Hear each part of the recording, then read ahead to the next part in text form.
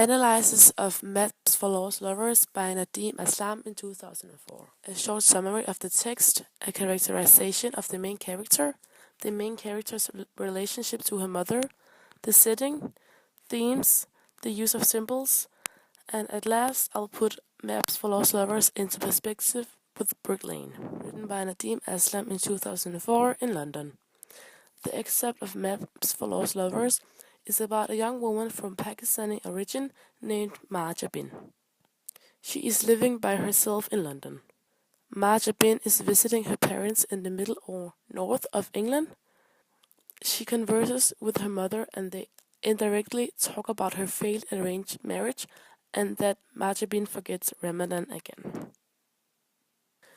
Marja Bin is a young woman around 25 years old from Pakistani origin. She is divorced from the cousin she had gone to Pakistan to marry when she was 16 years old, and she had been living with him for 2 years. He was a violent husband, which is described in this quote. In these fantasies, he doesn't grab her by the throat. Page 1, line 31 to 32. This may be why she wanted a divorce. Because Marja Bin is a second immigrant, she may not be that absorbed in Islam as her mother, and it may be why she has missed 2 Eids. This is shown in the quote. You have missed 2 Eids. Page 3, line 16 to 17. She seems like she's caught between 2 cultures, namely between her parents' extreme Islam culture and her own, which is much less extreme, and she is way more integrated in the English community. Marja Bin also appears as a stubborn woman because she definitely wants a divorce in her arranged marriage to her cousin, even though her parents almost forced her not to do it. Additionally, she is also very independent, and this quote verifies the claim. Marja Bin is a young woman well into her 20s, living on her own in London. Line 9 to 10. She seems independent of a man. Maybe she knows that she can take care of herself. It also seems like independence and respect is one of her main values, and something nobody can take away from her. Which she may focus on other values than her parents, for example values like real love, being genuine, and being yourself. She might have a lot of self-respect since she respects her own values and she may know what she stands for and what she wants. Perhaps she doesn't tolerate the way men from Islamic religion treat women, which also could be why she wants a divorce. Maybe she doesn't let herself be subject to her ex-husband. She may not believe in patience being the key to happiness, page 1, line 24 to 25, because she may want women to stand up for themselves like she did and not tolerate how the Pakistani men treat their wives. She seems to follow her heart and what she knows is best for her. She doesn't care about what the religion would have tolerated her situation with her ex-husband, since the most important to her is to listen to herself and her own needs. Maybe she is unconcerned of the traditions and norms in Islam because she perhaps doesn't even believe in Islam and she isn't as old-fashioned as her parents. She may believe in a modern society where you are free to believe in what you want and marry who you want. It seems like, according to Marja Bin, that you are the master of your own life. Marja Bin might still be able to follow her own path, even though she is strongly influenced by her mother's opinions and her family's religion and culture. She appears to be torn between her mother's opinion on how she must live her life and what she wants to do with her life herself. The setting is an unnamed British city, inhabited almost solely by Pakistani immigrants. In spite of the fact that the setting is England, there are no white people mentioned in the excerpt. Even though no white people appear in the excerpt, the white people might be seen as white racists who suffer from moral decay, and everything they represent, that is Western society, is alienated and thought of as foreign, not belonging to desirable traditions and properties of the Pakistani community. It seems like Kaukab feels repulsion for the English society, which is shown in this quote, and do not try to sound white by saying things like, "Oh Christ," because you don't impress me. Page 6, line 14. Kaukab's representation of the Western society is maybe an alienated and devalued one. Kaukab seems to be scared of the Western society's strong influence on her daughter. "It's my own fault for having brought my children here. No one would need reminding in Pakistan when Eid is or Ramadan, the way no one can remain unaware of Christmas here." Page 3, line 27 to 30. The clearest indication of this threatening infiltration can be identified in the gap between generations. The younger generation has a tendency to adapt to the Western society, which can create conflicts between the generations and a possible breakup within the community. And I quote, "It was a girl from Fire Street who had wanted to marry a Hindu boy, but was made to see sense and married to a first cousin. Of course, that didn't work out because she didn't get on with him. She was very young then and still influenced by the ideas she must have picked up from school and from teachers and friends, from life in general in this country. But she agreed to be married off a second time and is perfectly happy now." Page 2, line 9 to 16. This quote shows us how the girl is considered disobedient and regrettably influenced by the white society when she falls in love with the wrong boy. Religion, traditions, rules, and norms seems to play a big role in Majabin's family and social circle. They have their own Pakistani community in a British society, which is shown in this quote.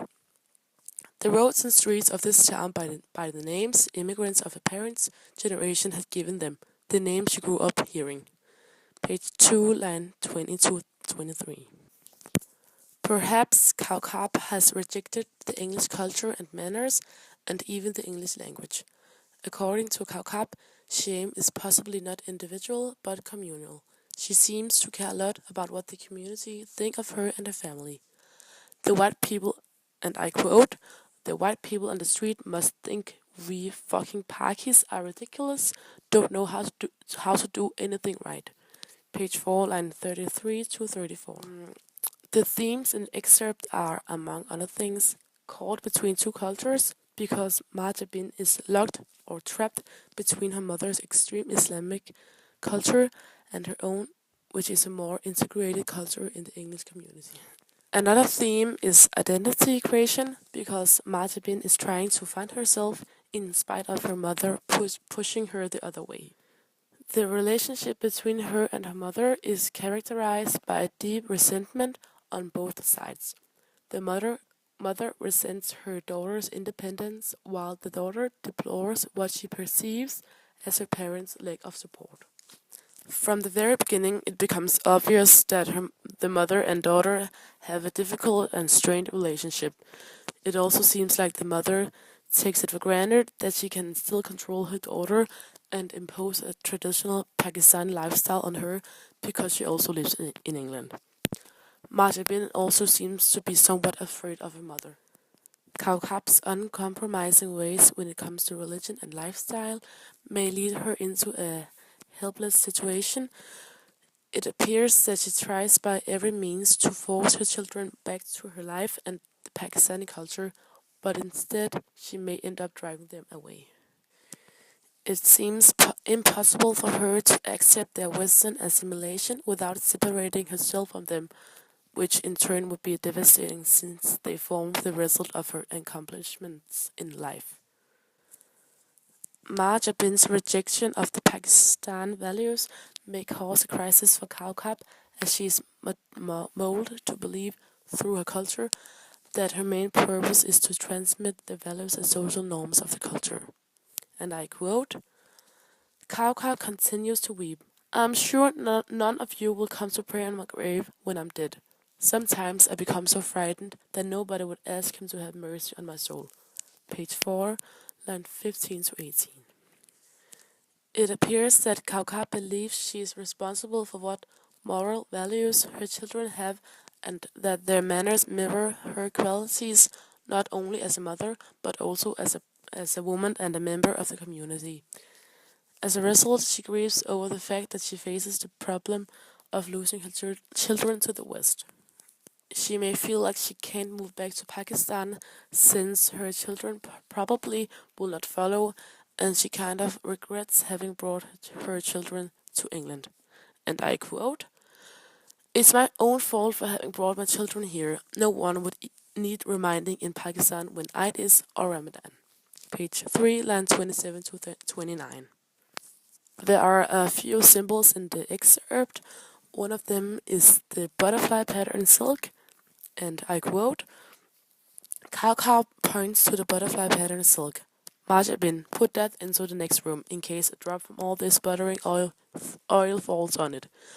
I've just remembered that some days ago I saw a girl wearing a camise made out of this very fabric. It was a girl from Fifth Street who had wanted to marry a Hindu boy but was made to see sense and married to a first cousin." Page 2, lines 6 to 11. The butterfly pattern silk could be a symbol of Marjabin moving through different life cycles and how she's changing and renewing herself positively and detaching herself from her family's religion. A butterfly is named a symbol of personal transformation and rebirth. The butterfly may therefore represent a new chapter of Marjabin's life. Another symbol is shown in this quote. The porous white steam above the pan begins to turn into black smoke. Page 4, line 19. This could be a symbol of the white people integrating in the Indian society, just like Marjabin is integrating in the English society. It could also signify that the Indian culture and the English culture isn't as different as they think. Maybe they have a lot more in common. Maps for Lost Lovers can put into perspective with Brick Lane, written by Monica Alley in 2003.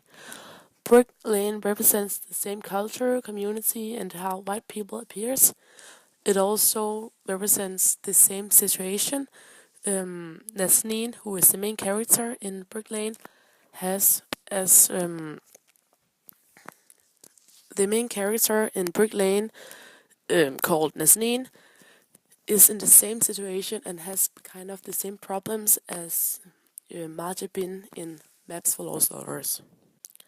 They are both caught between two cultures and they seem to be confused of what path to choose in their life.